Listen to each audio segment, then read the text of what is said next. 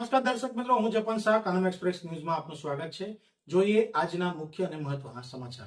છોટાઉદેપુર જિલ્લાના વસેડી ખાતે છોટાઉદેપુર જિલ્લાના સાંસદ જશુભાઈ રાઠવાએ વાજતે ગાજતે મતદાન કરવા પહોંચ્યા।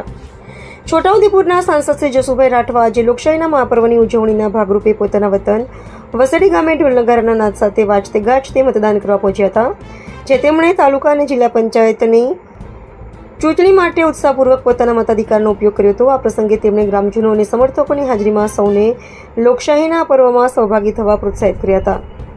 મતદાન કર્યા બાદ તેમણે પ્રજાજોગ સંદેશ આપતો જણાવ્યું હતું કે સ્થાનિક સ્તરે વિકાસ અને લોકશાહીની મજબૂતી માટે પ્રત્યેક મત અત્યંત મૂલ્યવાન છે। તેમણે છોટાઉદેપુર જિલ્લાના તમામ મતદારોને નમ્ર અપીલ કરી હતી કે તેઓ આળસ છોડીને મોટી સંખ્યામાં ઘરની બહાર નીકળે અને રાષ્ટ્રહિતમાં વધુમાં વધુ મતદાન કરીને પોતાની પવિત્ર ફરજ અચૂક નિભાવે। રિપોર્ટર તૌસિફ ખત્રી।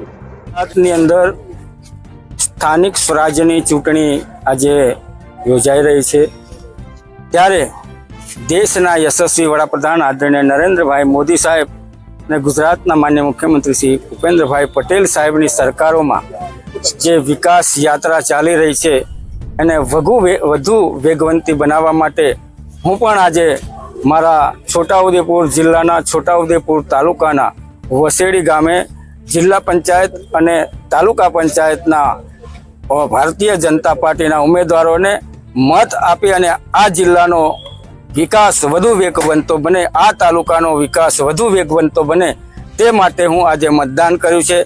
ત્યારે સમગ્ર ગુજરાતવાસીઓને, સમગ્ર રાજ્યવાસીઓને અપીલ પણ કરું છે કે આપ પણ આપણા આ ગુજરાતનો જે વિકાસ છે એને વધુ વેગવંતો બનાવવા અવશ્ય મતદાન કરો, ભારે મતદાન કરો અને જંગી બહુમતીથી જીતાડો, એ જ અભ્યર્થના।